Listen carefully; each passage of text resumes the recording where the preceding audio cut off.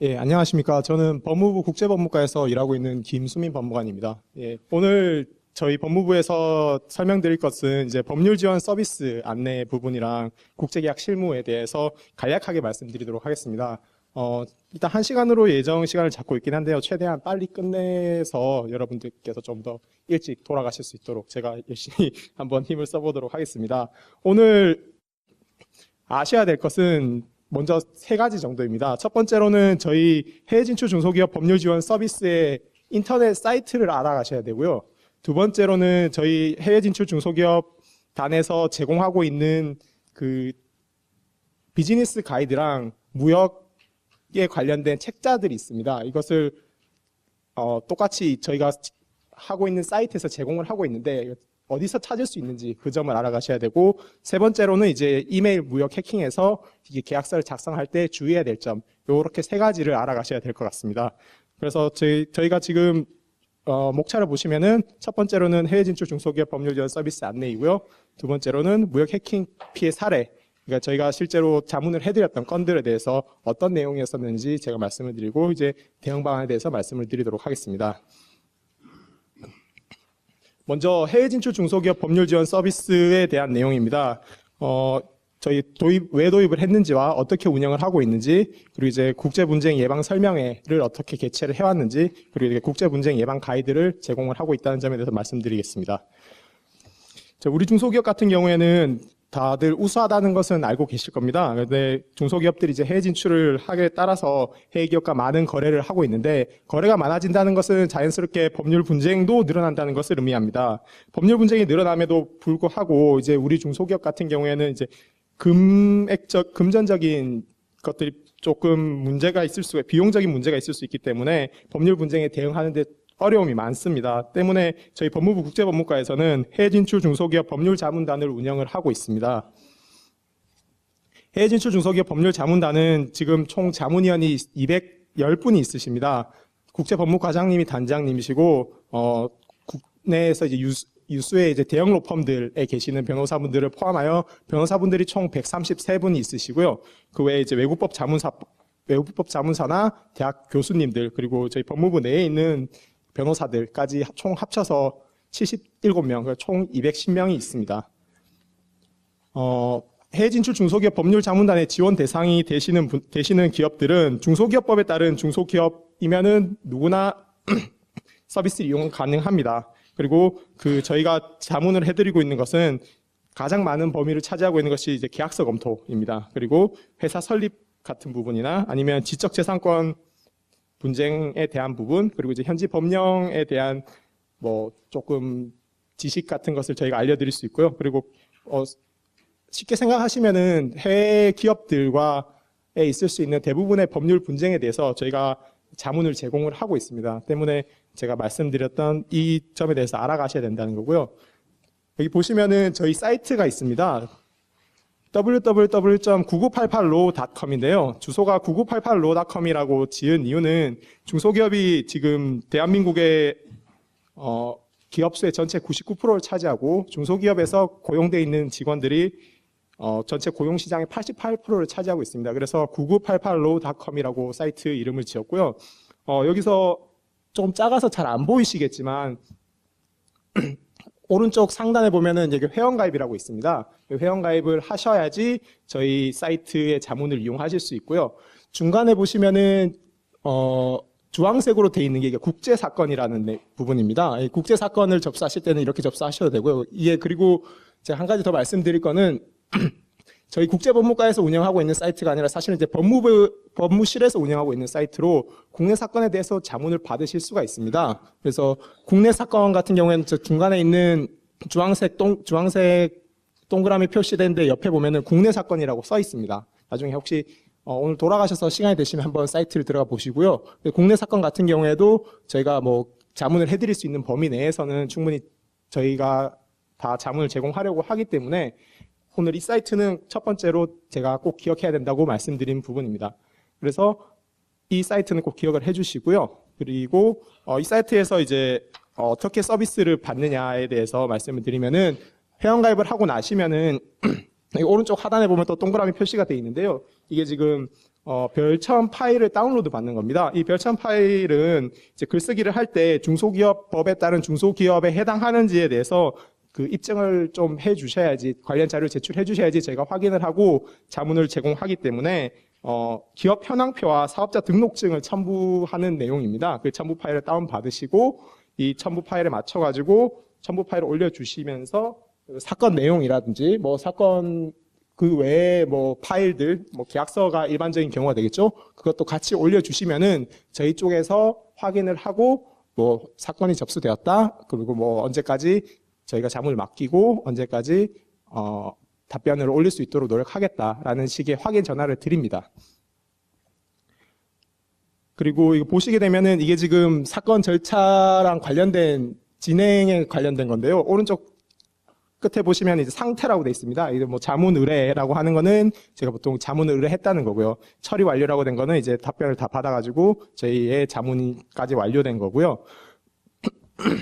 일반적으로 이 절차 진행 과정에서 특히 계약서 검토가 가장 많은 형태를 띠고 계약서는 모두 그 다른 내용을 가지고 있기 때문에 계약서 검토가 시간이 조금 많이 걸립니다. 특히나 저희 그 자문 활동이 무료로 제공이 되고 있기 때문에 아무래도 유료로 제공을 하고 있는 법무법인들의 서비스보다는 조금 느릴 수밖에 없습니다. 왜냐하면 저희도 똑같이 법무법인에 계시는 변호사분들께 자문을 요청을 하긴 하지만 그분들이 이제 유료로 수임하고 계시는 것들이 있기 때문에 그 사건보다 먼저 처리를 하기는 현실적으로 조금 어려운 부분이 있습니다. 그래서 일반적으로 볼 때 저희가 계약서 검토에 필요한 시간은 3, 4주 정도라고 말씀은 드립니다. 뭐 그보다 빨리 끝나는 경우도 있긴 합니다만 뭐 그 정도 기다려 주셔야 될 거라고 보통 말씀을 드리기 때문에 이제 분쟁이 생겼을 때 그것을 뭐 어렵다는 이유로 꽁꽁 싸매고 있지 마시고 바로 저희 쪽에 자문을 요청하시는 게 아무래도 시간을 벌 수 있는 방법이라고 생각합니다.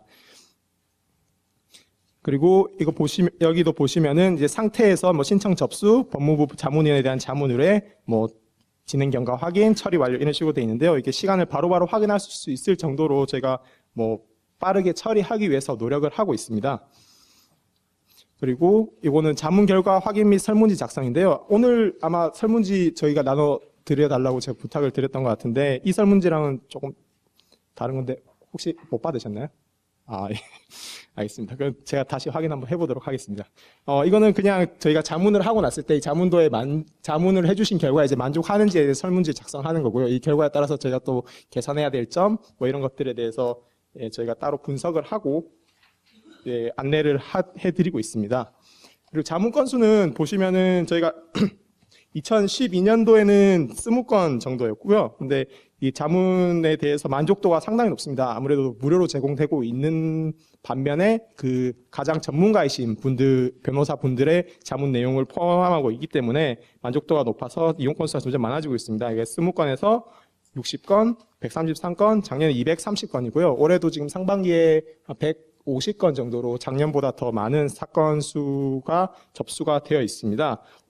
앞으로 또 이제 신규 회원들을 계속 저희가 추가로 위촉을 하고 있고요. 그래서 사건 자문 건수가 많아지더라도 그 자문을 처리하는데 지장이 없게끔 준비를 하고 있으니까 혹시 문제가 있으시면은 그 자문을 망설이지 말고 부탁해 주시면 감사하겠습니다. 그리고 저희가 해외 진출 중소기업 법률 설명회를 개최를 하고 있습니다. 해외에서 2009년부터 시작을 했고요. 중국 쪽이나 베트남, 우즈벡 등 뭐 최근에는 저희 그 대통령께서 가신 이란에서도 해외 진출 중소기업 법률 설명회를 했었고요. 아마 내일이나 모레 정도에 프랑스에서도 또 진행을 할 예정인 걸로 알고 있습니다. 그래서 다양한 도시에서 이제 해외 진출 중소기업들에 대한 이제 법률 설명회를 진행을 하고 있고요. 그리고 현지 수출 계약할 때에 이제 법률 자문들을 제공하고 있습니다. 그리고 국내 설명회 같은 경우에는 중소기업이 필요로 하는 국내 현장에서 저희가 해외 진출을 할 때 뭐 필요한 내용들, 뭐 계약서 작성하는 내용들에 관해서 설명회를 개최하고 있습니다. 저희 이메일 해킹 관련 설명회도 있고 저희가 따로 제공을 하는 것들 중에서 무역협회에서 또 요청을 해가지고 계약서 작성 실무라고 해서 이메일 해킹이랑 조금 다르게 일반적인 내용을 다루고 있는 강의도 설명회도 한 번씩 진행을 하고 있습니다. 지난달에도 저희가 수원에서 진행을 했었고요. 뭐 계속 설명회를 이번 달에도 부산에서 한 번 더 하는 걸로 알고 있는데 자주 하고 있습니다. 그리고 이제 국제 분쟁 예방 가이드 제공인데요. 이 부분은 좀 주목을 해주셔야 됩니다. 법무부 국제법무과에서는 비즈니스 가이드라고 해서 그 각 분야에서 전문가들의 도움을 받아서 중소기업을 위한 책자를 발간하고 배포하고 있습니다. 각국의 현지 법령을 소개하는 책이 이 비즈니스 가이드고요. 중국, 베트남, 캄보디아, 러시아, 카자흐스탄, 우즈벡, 인도네시아, 미얀마 등의 국가에 대해서 이제 비즈니스 가이드를 발간을 했습니다. 그리고 이제 2010년도에 발간을 했었고 이제 5년이 지났기 때문에 그 뭐 조금 법적인 부분이나 실무적인 부분에서 조금 변한 게 있다고 생각이 들어서 저희 중국이나 베트남, 캄보디아 내용은 이제 개정을 한번 했고요. 그리고 러시아나 카자흐스탄도 이제 개정을 할 예정입니다. 그래서 꾸준히 업데이트를 하고 있으니까 이 내용들을 한번 시간이 되실 때 확인을 해보시는 게 좋을 것 같습니다. 그리고 수출 계약서 작성 실무라고 수출 계약서를 쓰실 때 어떤 내용들을 넣는 것이 좋은지에 대한 그거를 말씀드리는 그 책을 발간을 하고 있는데요. 마찬가지로 중국이나 러시아, 인도, 일본, 뭐 중동, 중남미 편으로 발간을 했었고요. 그리고 이제 이란이나 호주 편을 발간을 할 예정입니다. 중소기업을 위한 국제지식재산권 분쟁 가이드라고 해서 이제 지식재산권 관련 부분에서도 저희가 전문가의 용역을 통해서 관련 정보들을 제공을 하고 있습니다. 그래서 이 정보들은 아까 말씀드렸던 게 9988 홈페이지에서 그 무료로 다운로드 받으실 수가 있는데요. 아마 그 제가 말씀드리고 나면 이 책자를 어떻게 구할 수 있냐라는 질문이 굉장히 많이 받습니다. 또 개인적으로 상담을 할 때도 책자를 좀 보내달라 뭐 이런 요청들이 많은데 아무래도 저희가 모든 이 책자가 열 몇 종이 되는데다가 이거를 모든 분들에게 다 보내드리기는 조금 무리가 있습니다. 그래서 9988로.com이 홈페이지에 들어가시면은 여기 오른쪽 메뉴에서 두 번째 정도에 보시면 자료실이라고 있습니다. 여기 자료실에 들어가시고요. 그리고 자료실을 클릭하시게 되면은 이 왼쪽에 보면 하단 메뉴가 있는데요. 여기 국제분쟁 방지 가이드라는 또 메뉴가 있습니다. 여기에 들어가시면은 저희가 지금까지 발간을 했던 모든 책자에 관한 이제 PDF 파일들이 나와 있고요. 이 부분들을 보시고 그래도 꼭 책자가 있어야 되겠다라고 생각을 하시면은 저희 쪽으로 연락을 주시면 제가 책자를 뭐 가능한 범위 내에서 보내드릴 수 있도록 하겠습니다. 그래서 제가 말씀드렸던 것 중에서 두 번째 이 PDF를 다운받는 방법을 오늘 기억을 하고 가셔야 됩니다. 그래서 돌아가셔서 이제 업무를 하시다가 혹시나 조금 부족한 부분이 있다거나 뭐 찾아보고 싶으신 부분이 있다고 하실 때 또 저희 9988 사이트를 접속을 해주시고 이 파일들을 확인을 해보시면은 일부는 뭐 해결이 될 수도 있고요. 그래도 조금 어려운 부분이 있으면은 저한테 또 자문 요청을 하시면은 제가 처리를 하도록 하겠습니다. 이상으로 저희 해외 진출 중소기업 법률 지원 서비스에 대해서 설명을 드렸고요. 이제 다음으로는 저희 자문단에서 진행했던 이메일 해킹에 대한 사례를 살펴보도록 하겠습니다. 뭐 중복되는 내용이 조금 있을 수 있어가지고 제가 뭐 이 부분은 좀 빨리 넘기도록 하겠습니다. 이메일 해킹에 대해서는 아무래도 앞에서 설명을 계속 해주셨기 때문에 제가 뭐 따로 설명을 드리진 않고요. 이메일 해킹도 간략하게 표로 만든 건데 뭐 생산업체랑 구매업체 간의 수출 계약을 맺은 상태에서 해커가 이 이메일을 해킹하고 가짜 이메일을 발송해가지고 뭐 결제 계좌를 바꾼다거나 그런 식으로 이메일을 발송하게 되고 구매업체가 대금 송금을 하게 되면 해커가 그 돈을 가져간다는 내용입니다. 뭐 간략하게 표시를 한 거고 이것도 아마 설명을 했기 때문에 제가 넘어가도록 하겠습니다. 제가 했던 사례 중에서 첫 번째 사례인데요. 이 자문 같은 경우에는 한국에 있는 X사가 그 물건을 생산하고 파는 셀러였습니다. 그리고 이제 멕시코에 있는 Y사가 그 물건을 사는 업체였고요. 이 X사는 멕시코 회사로 이제 생산한 공구를 수출하는 업무를 하고 있었습니다. 그래서 그 물품을 송부를 하고 그리고 멕시코 쪽에서는 2014년 12월에 입금을 하고 2015년 12월에도 입금을 했습니다. 각각 37,000불과 45,000불이었는데요.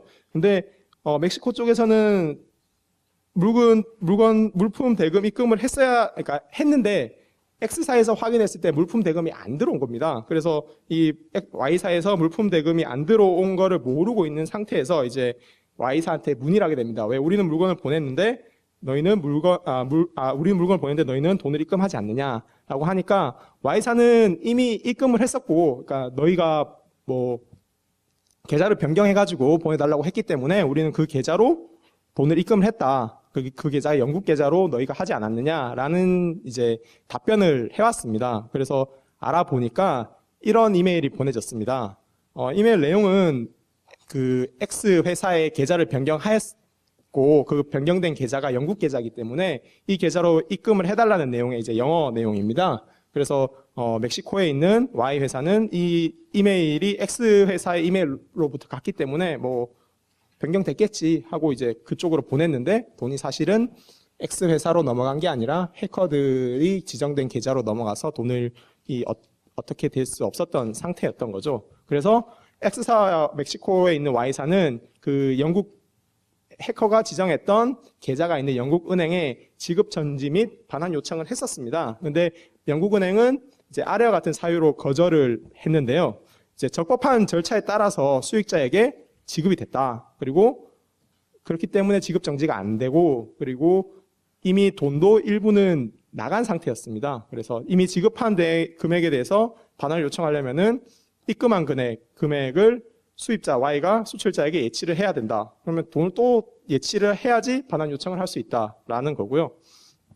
이 부분이 이런 식으로 답변이 왔었는데 영국은행에 대해서 이제 과실이 있는지가 문제가 될 수 있었습니다. 왜냐하면은 이게 X사는 개설을 하지 않았지만 영국은행에는 X사 명의로 계좌가 개설이 돼 있었습니다. 그래서 이 X사가 개설을 하지도 않았는데 해커가 X사 명의로 영국은행에 계좌를 개설했는데 이거에 대해서 제대로 알아본 게 맞느냐, 너희가 과실이 있는 거 아니냐라는 식으로 주장을 했는데요.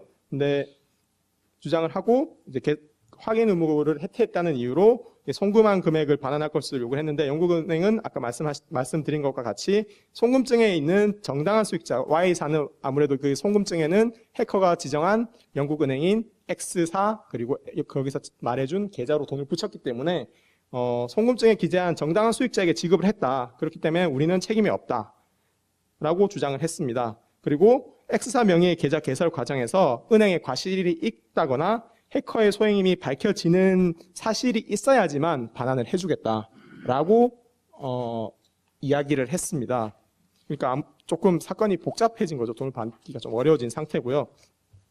이 상황에서 그 이메일 해킹으로 인해서 지급받지 못한 아까 37,000불과 45,000불 합계인 82,000불에 대해서 구제를 하기 위해서 저희 쪽에 질의를 해주셨고요. 뭐 크게 세 가지가 있을 수가 있습니다. 멕시코에 있는 Y사, 그러니까 돈을 붙였는데 한국에 있는 X사 입장에서 돈을 못 받았기 때문에 Y사에 대해서는 뭐라고 해야 되느냐.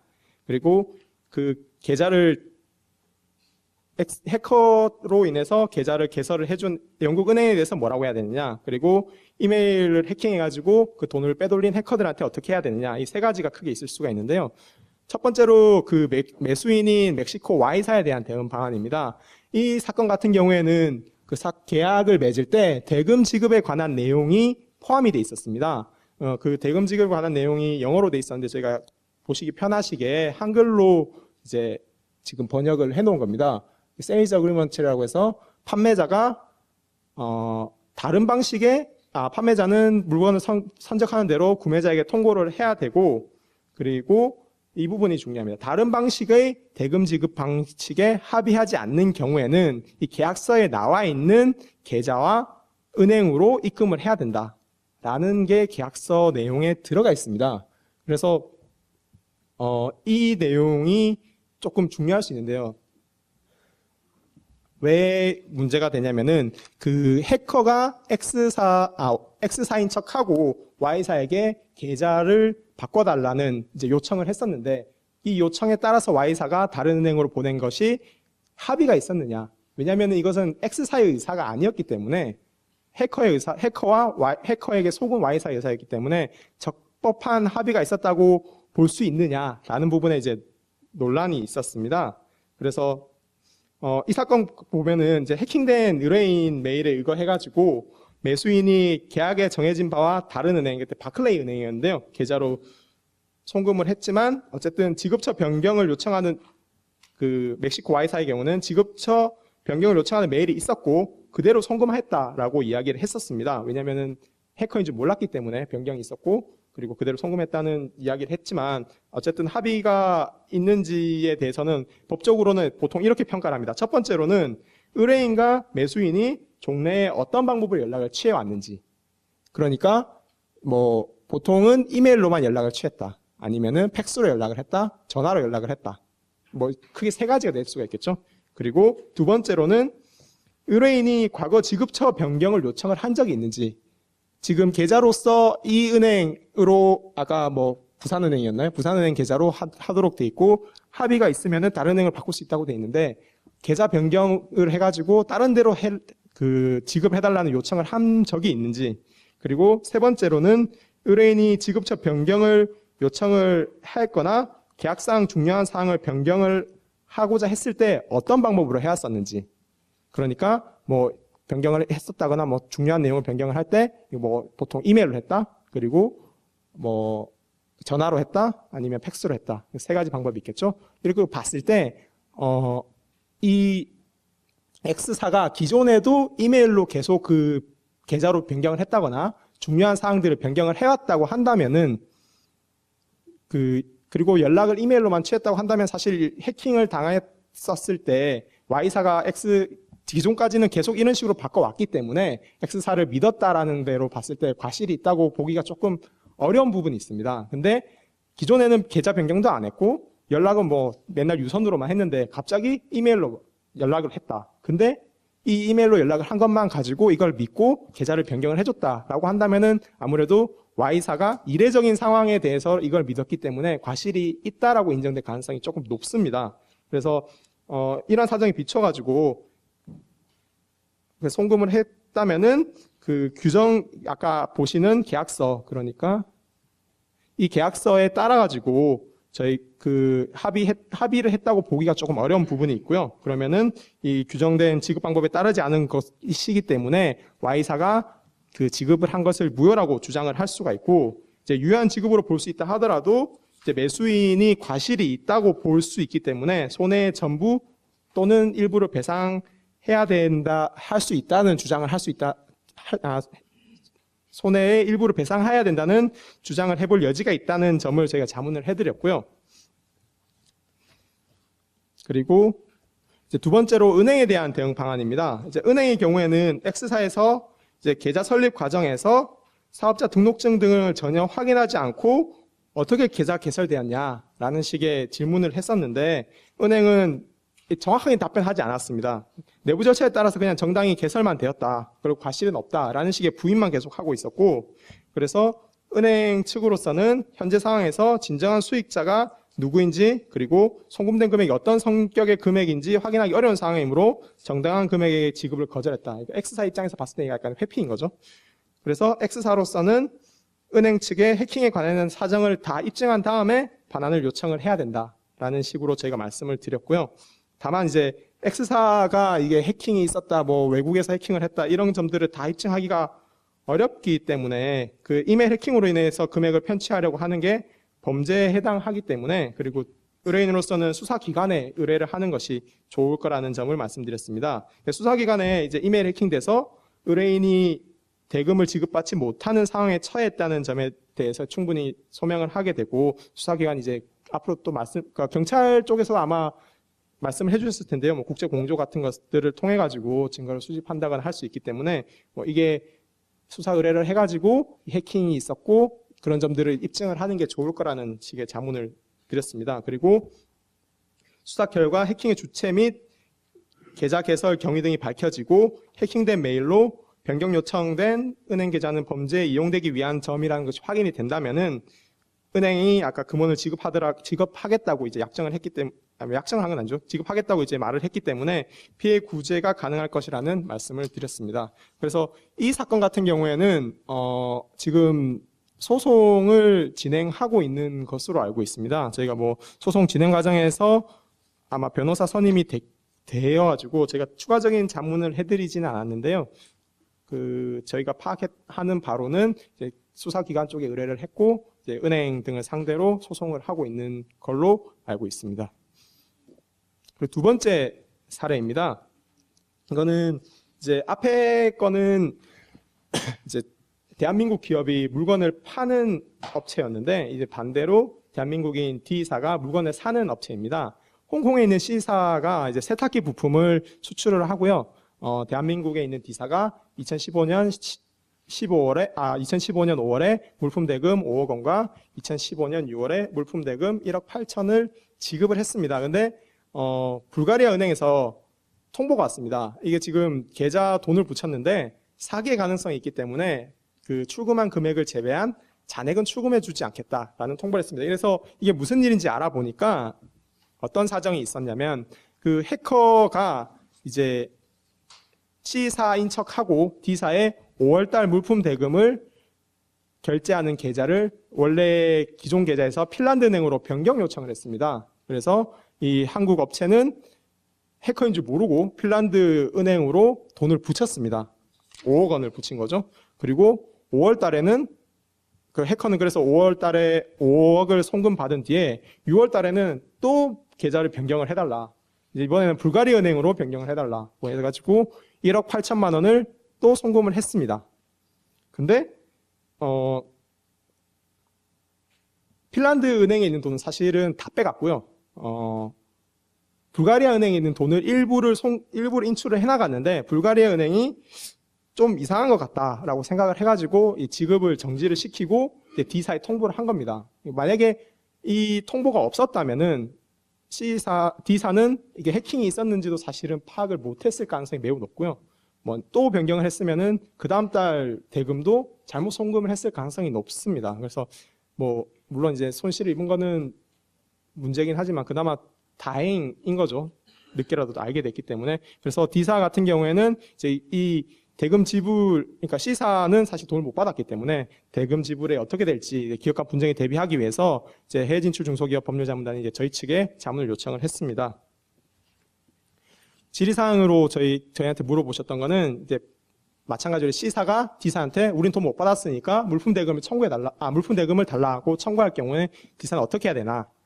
이 자문 내용에서 저희가 좀 달랐던 점은 계약서상의 대금 지급 방법에 대한 조항이 부존재했습니다. 그러니까 대금을 어떻게 지급을 해야 된다는 게 없었고 그냥 요청에 따라 가지고 일반적으로 계속 지급을 해왔었습니다. 그래서 아무래도 이 대금 지급 방법에 대한 조항이 부존재한다는 점은 이제 법률적으로 문제가 될 가능성이 좀 높은 거죠. 그래서 C사가 해킹을 한 범인과 공모를 했다. 사실상 가능성이 좀 낮긴 합니다만 어쨌든 공모를 했다거나 아니면 관련 정보를 제대로 관리하지 못했기 때문에 C사가 해킹을 당했다. 그러니까 해킹을 당한 게 C사의 잘못이다라는 경우가 있을 경우에는 이제 C사한테 공동불법 행위 책임을 근거로 해가지고 상계를 주장할 수 있다라는 점을 저희가 자문을 드렸고요. 마찬가지로 이건 수사기관 쪽에서 증거를 좀 수집하고 해야 되는 부분이 해주셔야 되는 부분이 있기 때문에 수사기관에 뭐 수사를 의뢰하면서 이런 점들을 충분히 말씀을 전달하도록 저희가 조언을 해드렸습니다. 그리고 이메일 해킹 피해 세 번째인데요. 이거는 마찬가지로 A사가 이제 바이어고요. B사가 셀러인 경우입니다. 영국 회사가 식료품 재료를 수출을 하고 A사가 이제 식료품 제조 원료를 수입을 하고 있는데요. 2015년 5월 13일 날 인보이스를 송부를 했고 22일 날 45,000파운드를 입금을 했습니다. 근데 영국 B사가 보통은 이제 입금을 하고 나면은 입금 확인에 대한 통지를 해주는데 입금 확인을 안 해줬습니다. 그래서 다시 말씀을 드리면은 5월 22일 날 입금하고 그 수차례로 이제 이메일 송금을 받았는지 확인을 해달라고 했는데 B사의 답변이 없었고 2주 정도 지난 뒤에 이제 보니 그 전화로 B사의 입금 사실을 확인을 했는데 이제 전화를 보니까 인보이스가 위조가 됐고 그로 인해서 잘못된 계좌로 송금한 사실을 확인하게 됐습니다. 그러니까 이메일도 해킹이 돼 있어가지고 B사가 확인할 수가 없었던 거죠. 그래서 A사는 이제 위조 사실을 확인한 당일날 그 거래은행에 지급 정지 신청을 요청을 했었고 영국 사이버수사대에 전화를 걸어서 사건을 접수했습니다. 근데 이제 사건이 터졌다는 걸 아니까 그 영국 은행에서도 이제 사실을 파악을 해보고 3일 뒤에 이제 C은행 자신의 면책을 구하는 인덴니티를 송부를 했습니다. 이거는 이제 우리가 이런 사정 때문에 뭐 이런 사정이 있었기 때문에 우리를 이제 책임이 없다고 면책을 확인을 해달라라는 게 인덴니티인데요. 이 내용에서 이제 인덴니티를 송부를 하면서 계좌에 돈이 조금 남아 있다. 그러니까 요 금액을 받고 우리는 면책을 해달라라는 이제 요청을 했었고, 이제 A사는 이제 은행에서 책임을 묻는 은행의 쪽에 좀 책임을 묻고 싶어가지고 저희 자문단에 의뢰를 했습니다. 그래서 이 사건에서 이제 사실관계를 조금 살펴보면은 이제 지금 A사랑 B사가 있는데요. A사는 이제 해커로부터 이제 잘못된 인보이스를 송부를 받았던 거죠. 그래서 그 해커가에 따르면은 이제 계좌가 A의 계좌, 아까 제가 다시 말씀드리겠습니다. 제 이름으로 말씀드릴게요. 그 해커가 김수민 계좌로 보내야 되고 계좌번호는 1234다라고 그 인보이스를 보냈습니다. 그러니까 A사는 그래서 그 사실을 믿고 이제 송금을 할 때 그 송금증에다가 김수민 계좌번호 1234라고 썼습니다. 근데 이 1234라는 계좌의 그 계좌 명의인은 사실 김수민이 아니라 다른 사람이었습니다. 그래서 수취인과 계좌 명의인이 사실은 달랐습니다. 그리고 계좌번호는 뭐 계좌 명의인 것이 맞았고요. 근데 이러면 뭐 어떤 문제가 발생을 하냐면은 수취인이라고 썼는데 수취인에게는 안 간 건데 쓴 계좌번호로는 간 겁니다. 이 부분이 그러면은 은행은 이 수취인이랑 실제 계좌 명의인이 다른 거를 확인을 해야 되느냐. 그러니까 다르니까 이게 문제가 있으니까 송금을 안 해준다거나 그런 점들을 알려야 될 의무가 있느냐라는 부분이 문제가 되었고, 그래서 영국에 있는 C은행의 책임 여부라고 돼 있는 부분에서 A 회사의 거래은행인 이제 D은행의 확인 의무가 있는지, 그리고 수취인과 계좌 명의가 다름에도 출금을 허용한 것이 영국법에 위배가 되는지에 대해서 이제 법적인 쟁점이 될 수가 있었고, 그런 부분으로 자문을 해주셨습니다. 뭐 결과적으로는 그 A 회사가 송금하라고 기재한 분류 코드, 그러니까 분류 코드라고 하면 아무래도 그 은행에 대한 분류 코드가 되겠죠. 그리고 계좌번호에는 IBAN 코드라고 하는데요. 조금 우리나라랑은 조금 다릅니다. 일반적인 계좌번호랑은. 분류 코드가 계좌번호에 맞게 송금이 됐고 인출이 됐는데 수취인과 계좌 명의인이 다르기 때문에 진정으로 의도한 송금이 맞는지를 확인할 의무가 있느냐에 대해서 문제가 됐었고요. 이거에 관련돼 가지고는 저희가 영국 변호사 분께 이제 판례에 대한 자문을 요청을 했었는데요. 2013년도에 이와 거의 비슷한 내용의 그 영국 판례가 있습니다.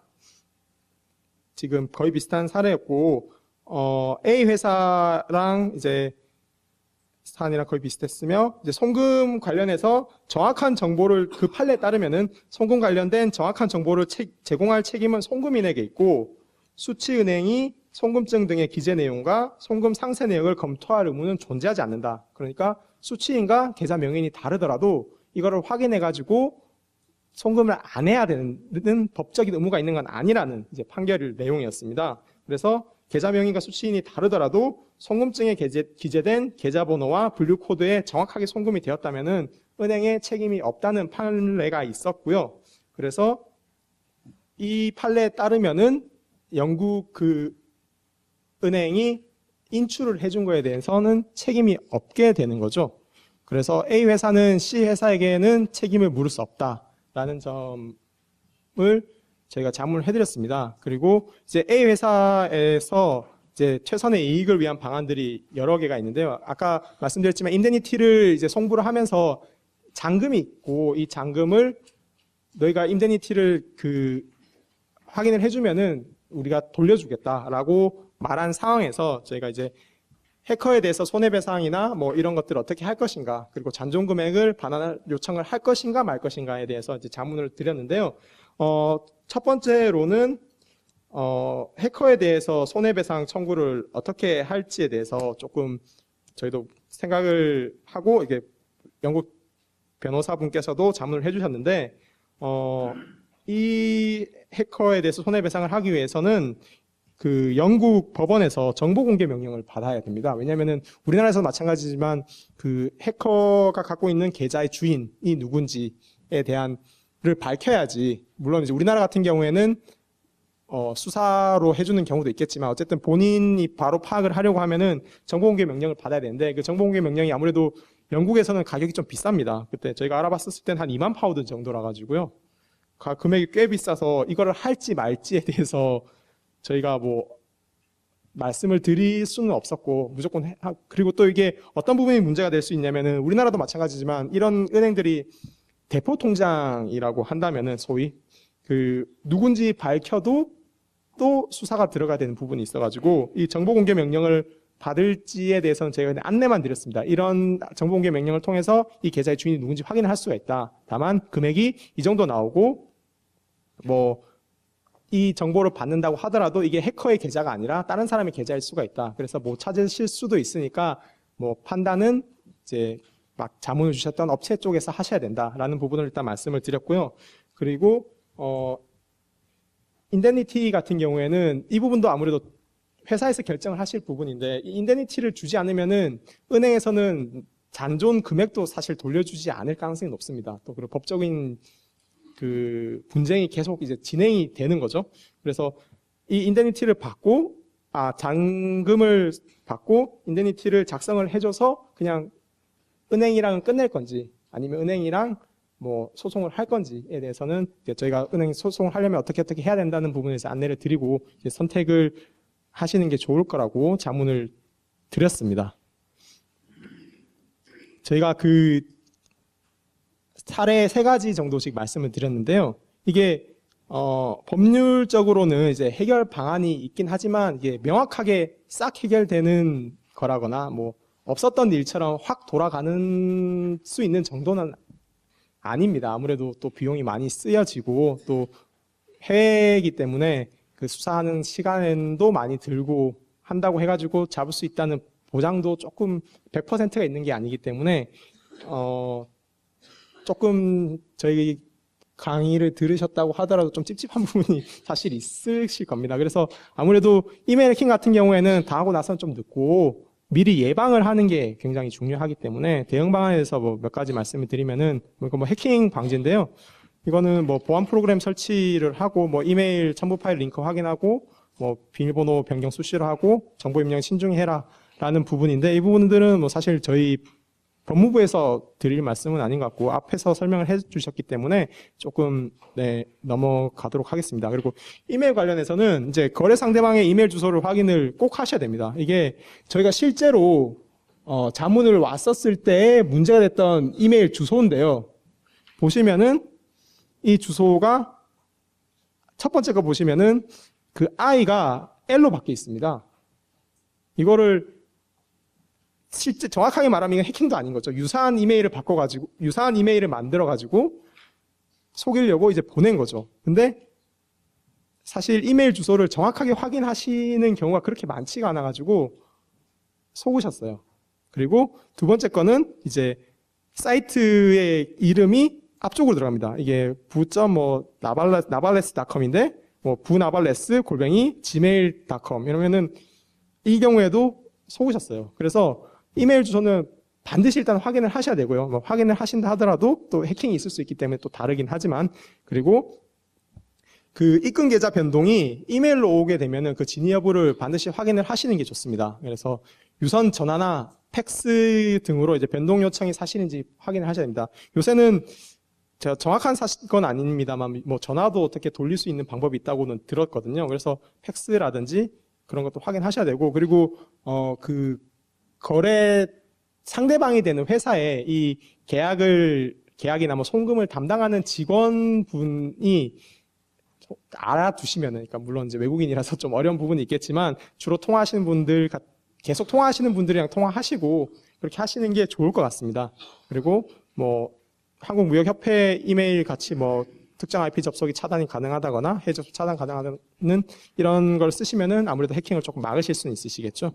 그리고 제가 법적으로 그 말씀을 드릴 부분은 이제 대금 지급 방식에 대한 겁니다. 이제 특히 현금 지불은 웬만하면 가능하면 피하실 수 있으면 피하시는 게 좋습니다. 왜냐하면 특히나 형 같은 경우에는 바로 인출이 가능하기 때문에 가능하면 신용장 방식을 이용하시는 게 좋고요.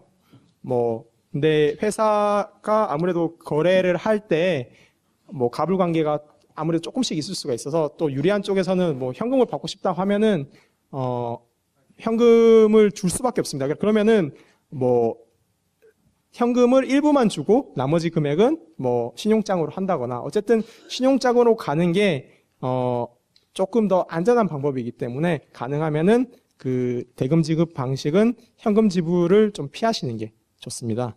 그리고 이제 계약서에서 현금 지급을 해야 된다고 한다면은 이제 대금 지급 계좌 변경을 좀 어렵게 계약서를 작성을 하시는 게 좋습니다.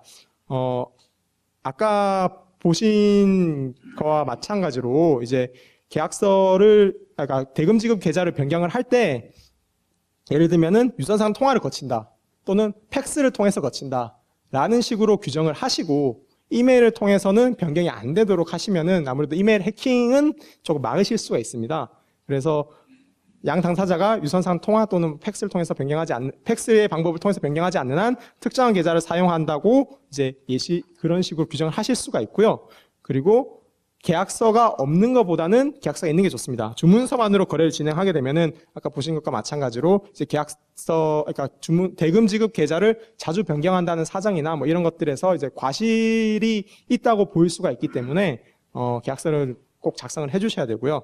그리고 송금을 하기 전에 유선상으로 확인을 하시는 게 좋습니다. 송금하시고 나서도 확인하시는 건 당연하지만 하기 전에 이런 계좌, 전화나 팩스 같은 걸로 이제 이런 계좌로 이 금액을 송부하겠다라고 미리 좀 하시면은 그나마 해킹을 조금 막을 수 있지 않을까 그렇게 생각합니다. 그리고 분쟁이 이제 생긴 경우에는 이제 이메일 해킹 계좌가 해킹당한 것으로 생각이 될 경우에는 이제 수사기관에 의뢰를 해서 범죄 사실을 확인하고 구제 받는 게 가장 좋은 방법입니다. 이런 저희도 필요한 자문을 해드리겠지만 아무래도 그 수사기관 쪽에서 이제 증거를 수집해 주신다거나 이런 범죄 사실들을 확인해 주는 게 가능한 반면에 이제 법무부에서는 그걸 직접적으로 저희가 해드리기는 좀 어렵기 때문에 사이버 수사대 신고를 하시고 국제협력팀이나 인터폴 수사 공조 의뢰하는 게 좋으실 거고요.